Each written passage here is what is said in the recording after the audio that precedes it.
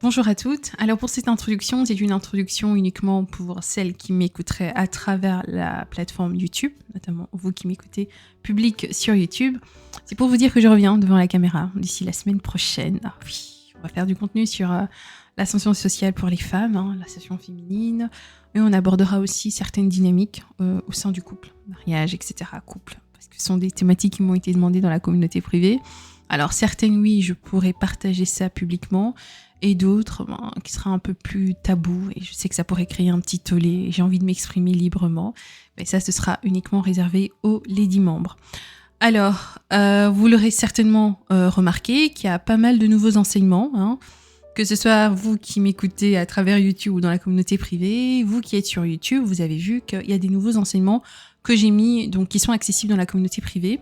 Donc j'essaye de faire des enseignements assez longs, voilà, pour que vraiment vous puissiez suivre mon raisonnement. Et en parallèle aussi, je vous mets pas mal de sources. Comme ça, vous avez de quoi vous documenter, faire des recherches en parallèle, lire un peu plus, acheter ces ouvrages si cela vous intéresse. D'accord ? Voilà, en ce qui concerne YouTube, il ne faut pas vous attendre à ce qu'il y aura 5 vidéos par semaine comme je faisais avant, je vous l'ai déjà dit. Donc on va essayer de faire une par semaine, ce sera déjà un grand défi pour moi.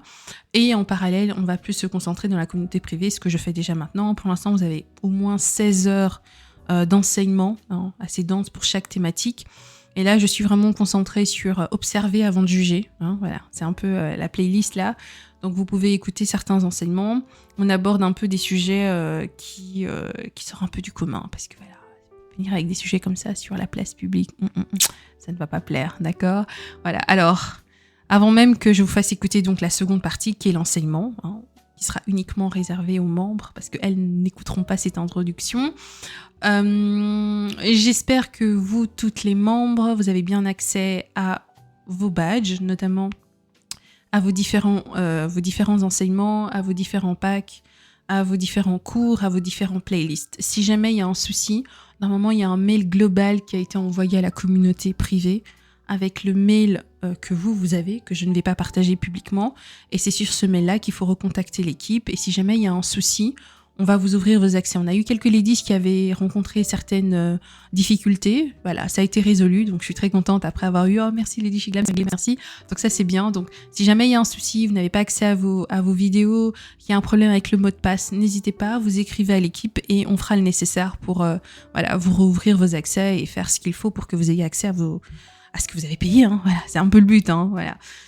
Ou sinon, s'il y a encore d'autres questions en parallèle, vous êtes membre, n'hésitez pas. J'ai également ouvert un espace chat, donc vous pouvez m'écrire à moi directement, donc ce ne sera pas mon assistante ou quoi qui va répondre, c'est à moi si vous avez vraiment une question spécifique et vous voulez vous adresser à moi directement. Donc voilà, j'ai ouvert l'espace chat et donc vous pouvez me contacter directement en privé. D'accord ? Voilà, super. Donc, on va commencer donc par l'enseignement. Et donc voilà, ça sera la partie maintenant centrale de notre podcast qui va être un peu long. Avant même que je commence en fait cet enseignement, je voulais vous dire que voilà, il y a quelques jours de cela, j'ai écouté, c'était hier, je pense, hier, une vidéo en fait sur YouTube qui m'a particulièrement interpellée, dans le sens où on était face à une coach. Bon, d'ailleurs, il y a beaucoup de coachs sur TikTok en ce moment. Beaucoup de personnes se lèvent comme ça, coach. Donc voilà, on a une femme qui est coach sur TikTok et qui racontait à quel niveau en fait sa relation était devenue très très chaotique. Et ce qu'elle disait, c'était vraiment intéressant sur le plan sociologique, et je me suis dit que ce serait vraiment bien de l'aborder ici comme enseignement, qui oui certes est privé, et donc j'ai fait des extensions de cet enseignement que vous retrouvez déjà dans la playlist pour tout ce qui est jeu social, etc.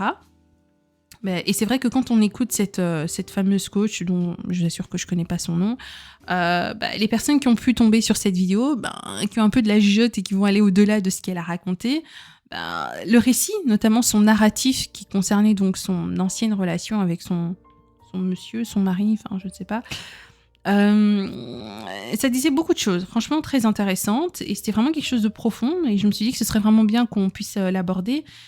Et je voulais parler de la notion de dignité. Et vous allez remarquer, donc, dans la playlist, donc il y a une playlist pour la communauté privée. Il y a une playlist, c'est les dynamiques féminines. Voilà, je vous avais promis qu'il y aurait pas mal d'enseignements là-bas. C'est un peu une extension de ce que je faisais avant, vous voyez, tout ce qui était les relations féminines et tout. Donc je vais aborder pas mal de choses là-bas, des jeux de pouvoir, des jeux de rivalité. Donc voilà, il y a pas mal d'enseignements que je ferai là-bas. Et j'aborderai aussi dans le cours les dynamiques féminines. Vous avez vu que j'ai répertorié en fonction des chapitres. Et il y aura un chapitre où je vais aborder les archétypes féminins. C'est en lien avec mon livre que j'avais écrit sur les archétypes féminins. Et il y a particulièrement un archétype féminin qui est très, très, très sensible à la notion de dignité, à la notion de respect. C'est l'archétype de la reine. Voilà. Je corresponds à cet archétype. Et donc, ce sont des femmes qui ne peuvent malheureusement pas faire un long chemin avec un homme qui leur manque, qui bafoue en fait leur dignité. Donc, si vous répondez à l'archétype de la reine, pour celles qui auraient lu l'ouvrage ou bien même qui auraient déjà fait des tests à ce sujet, etc., et qui se reconnaissent dans cela, je pense que vous serez encore plus touchés par cet enseignement, vous serez encore plus touchés par cette notion de dignité qui, moi, particulièrement, je vous avoue que ça me met dans tous mes états, hein, voilà. S'il y a bien un sujet qui peut m'irriter, c'est le manque de dignité qu'on peut ressentir et percevoir dans l'interaction, notamment avec les personnes qu'on côtoie et plus particulièrement dans le couple. Et voilà, donc sachez que dans l'avenir, vous pourrez donc écouter les notions en fonction de votre archétype. Il y aura des choses auxquelles vous serez extrêmement sensible. Et donc voilà pourquoi vous comprendrez pourquoi avec certaines femmes, même si vous avez la volonté, la relation sera toujours tendue parce que vos archétypes sont très divergentes. Ça diverge tellement d'éléments, de valeurs, etc., de principes de vie. Donc voilà, il ne faut pas vous accrocher à ça. Il m'a fallu du temps, arriver à la trentaine seulement pour comprendre tout ça et m'intéresser un peu aux dynamiques féminines. Donc, si, imaginons que voilà, en m'écoutant, vous ne répondez pas à l'archétype de la reine, ce n'est pas grave. Hein. Peut-être que ça va aussi peut-être vous toucher. Peut-être que vous êtes une stratège. Peut-être que vous êtes une guerrière et ça vous révolte ce type de choses. Ou bien peut-être que vous êtes une sage, vous êtes une mère. Voilà, en fonction de votre archétype féminin, vous pourrez peut-être vous retrouver. Mais je voulais vraiment me centrer sur la notion du couple parce que la dignité de chaque conjoint dans un couple est très important et doit être préservée. Et quand j'ai écouté notamment le narratif de cette coach, malheureusement, il faut le dire que la dignité n'était plus ostensible dans leur relation, quoi. Et ce qui est encore un peu plus, je dirais même, affligeant à entendre, c'est que quand on fait attention à ce qu'elle racontait sur comment ça se passait avec son ex-monsieur, là, on comprend que voilà, il y a beaucoup de dynamiques, notamment dans des relations amoureuses, vu qu'on est centré sur la relation amoureuse. On peut voir que progressivement, il y a quelque chose qui va se dégrader, hein, notamment le respect mutuel, notamment la dignité de l'autre. La dignité de l'autre. Et voilà pourquoi, ce que j'ai entendu de cette coach, hein, cette petite vidéo, peut-être que vous avez vu circuler, je me suis dit, tiens, ce serait vraiment bien d'aborder cette réflexion. Qu'est-ce qui se passe en fait quand, dans une relation amoureuse, le désaccord finit par faire perdre à chacun la dignité de l'autre? Qu'est-ce qui se passe dans ce type de relation quand on ne sent plus que sa dignité est encore là? Alors maintenant, on va commencer. Je vais beaucoup faire travailler votre imagination. On va prendre le cas d'un couple, d'accord? On a 2 couples. Voilà, je vais commencer comme ça. Il y a 2 couples. Alors, dans les 2 couples, il y a une femme. Donc, dans les 2 couples, de part et d'autre, on a une femme qui va reprocher à son époux de ne pas suffisamment participer aux tâches ménagères, aux tâches domestiques de la maison. Et donc, on a dans le premier couple la femme qui va dire ceci. Prêtez attention, hein. Donc, j'attire votre attention à ce que vous restiez concentrés sur la manière dont je vais formuler les phrases, certaines choses, parce que le message que je veux faire passer passera par tout ce que je dirais comme narratif, d'accord? Voilà. Alors, on a la première femme qui va dire ceci à son époux. Écoutez bien. J'ai l'impression de porter une trop grande partie de la maison et j'aimerais qu'on revoie concrètement la répartition parce que je commence à être épuisée. Elle parle comme ça. Et il y a donc son époux qui va répondre je ne suis pas d'accord avec ton évaluation, mais je comprends que tu sois fatiguée. Donc, on va regarder ensemble ce que chacun peut faire réellement. Ça, c'est la première discussion, c'est le premier couple.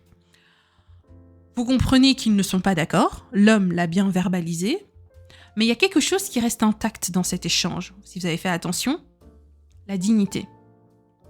Alors maintenant, imaginons l'autre couple, le second couple.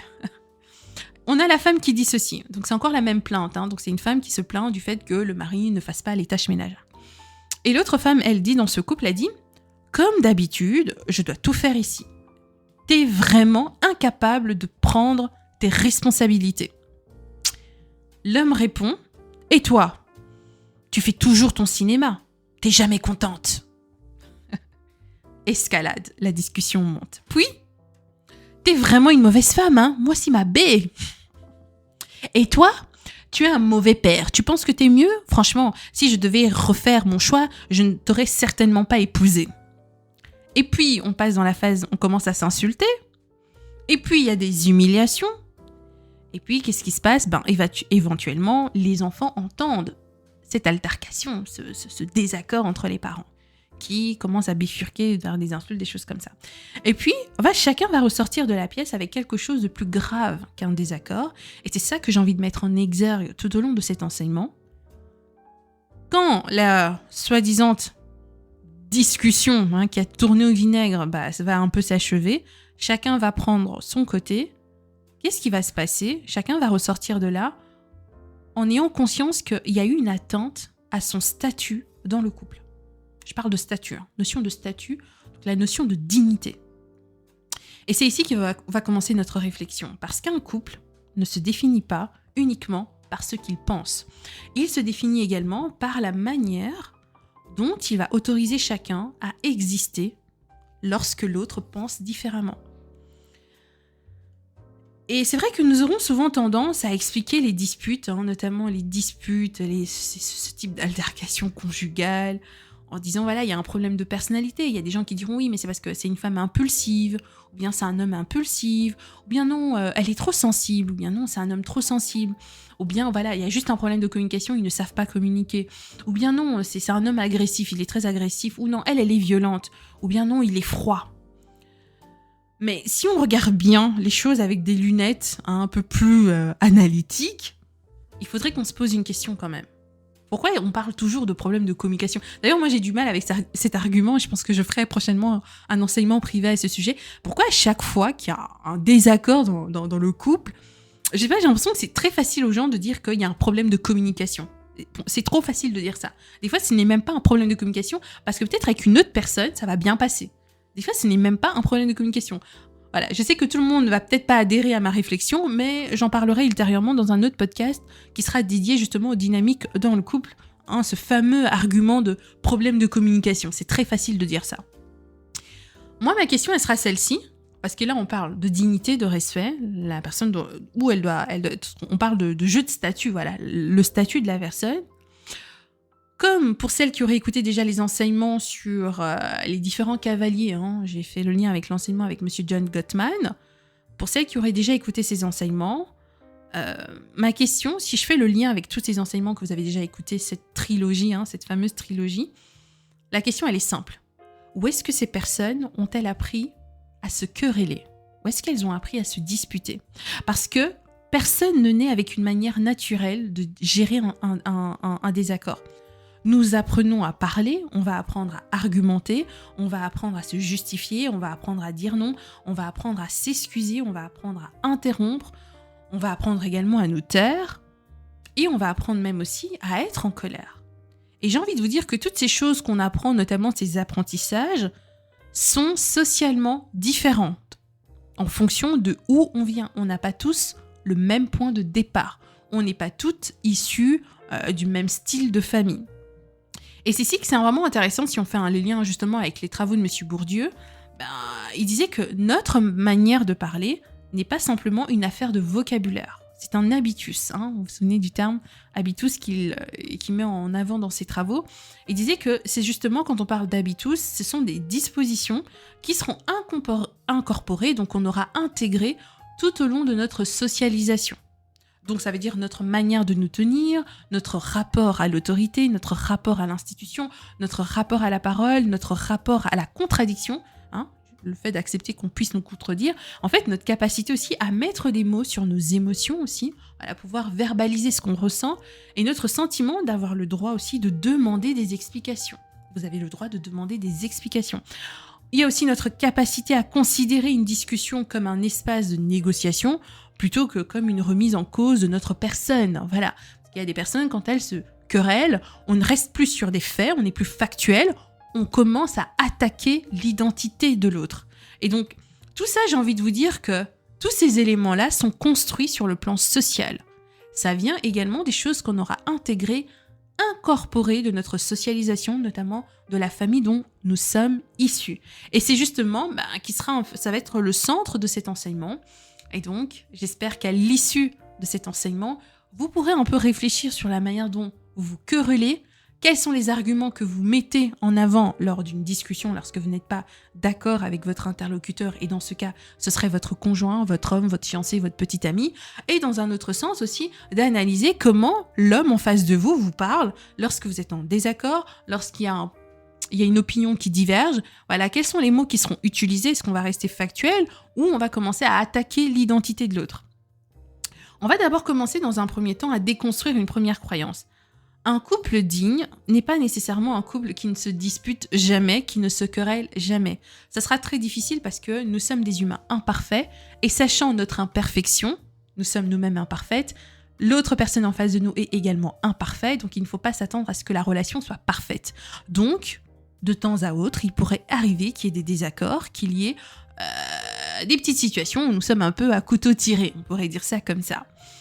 Et j'ai envie de vous dire qu'un couple digne aussi, même si pour certaines personnes, elles vont dire oui voilà, un couple digne c'est un couple qui se dispute jamais, j'ai envie de vous dire que c'est même l'inverse. Justement, les couples dignes, ce sont des couples aussi qui ont des désaccords. Un couple dans lequel personne ne pourra contredire l'autre, ça pourra peut-être donner une impression de calme, alors que il existe énormément de peur, de domination, ou voire même d'évitement confère le retrait émotionnel qui est en lien avec les travaux de Monsieur Gottman. Voilà, je ferai beaucoup de liens avec les enseignements intérieurs. Donc voilà, je vous encourage à l'écouter déjà, comme ça, c'est un peu le fil conducteur de ce que je dis maintenant. Alors, maintenant la question, pour moi, elle sera celle-ci. Comment je pourrais la formuler? C'est vrai que oui. C'est vrai que quand vous m'écoutez jusqu'à maintenant, il y en a certaines peut-être en m'écoutant à dire « Ah super, Lady Shiglam, c'est top, mais... » est-ce que je me dispute avec mon homme? Parce qu'il y en a, en écoutant ça, quand j'ai parlé du fait que pour être... qu'un couple digne, c'était aussi un couple que s'y disputait, c'est justement l'inverse. Il ne faut pas penser que comme vous êtes un couple digne, vous vous disputez jamais. Non, la question ne sera pas de se demander « Eh oui, est-ce qu'on se dispute ?» La vraie question sera celle-ci. Que devient la valeur de chacun lorsque nous ne sommes pas d'accord? Est-ce que je respecte la valeur de l'autre? Et ça, c'est une définition, en fait, de la dignité conjugale. Respecter la valeur de l'autre, respecter son identité. La dignité est préservée lorsque, même dans un conflit, votre homme peut vous contredire sans vous humilier. Il n'y a pas besoin de vous humilier. Vous allez voir, et là je vais vous faire rire, notamment chez les hommes africains. Les hommes africains. En fait, les hommes africains ont un problème avec le mot soumission. Je pense que je vais en faire rire plus d'une. Les hommes africains, quand ils sont en face d'une femme qui a de la matière grise, notamment les longs crayons, les gens qui ont beaucoup étudié, les femmes qui ont beaucoup étudié, quand une femme vient avec des arguments ou qu'elle contre-argumente ce qu'il est en train de dire, donc c'est une discussion. Après, il faut le dire aussi, tout vient aussi de la famille dont ils sont issus. Peut-être qu'ils sont issus d'une famille où ils n'ont pas eu l'habitude d'argumenter, ils n'ont pas eu l'habitude de faire des débats avec leurs parents, avec leurs frères et sœurs. Et donc, ce sont des hommes qui, une fois mariés, quand ils vont se retrouver avec une femme qui a de la matière grise et qui va dire non, là, en fait, là, ce que tu es en train de dire, ça n'a pas de sens, ou bien je ne suis pas d'accord avec ce que tu es en train de dire. Bon, là, peut-être c'est un peu frontal, comme j'ai dit, ce que tu es en train de dire, ça n'a pas de sens. Ça, faut pas parler comme ça.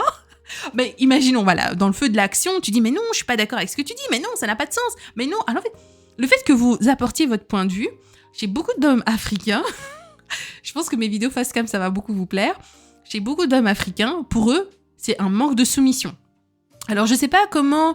Bon, déjà, le mot soumission, voilà, c'est déjà un mot que je prends maintenant avec beaucoup de pincettes, parce que ils aiment beaucoup marteler sur ça. Soumission, soumission, soumission. Donc, à partir du moment que vous n'êtes pas d'accord, que vous parlez calmement ou bien avec un peu plus de tonus, non, ma femme, elle n'est pas soumise, elle n'est pas soumise. Eux veulent parler, mais vous devez vous taire. En fait, vous devez vous résigner, disons-le comme ça. Vous devez vous résigner par obligation, parce que sinon, vous serez perçu comme la femme insoumise, d'accord? Et donc, qu'est-ce qu'ils vont utiliser en fait comme mécanisme? C'est que, étant donné que vous le contredisez, au lieu qu'on reste sur les faits, ok, tu n'es pas d'accord, mais quel argument tu apportes? Non, tu es insoumise. C'est une façon d'attaquer votre identité. Ouais, c'est une façon de vous humilier.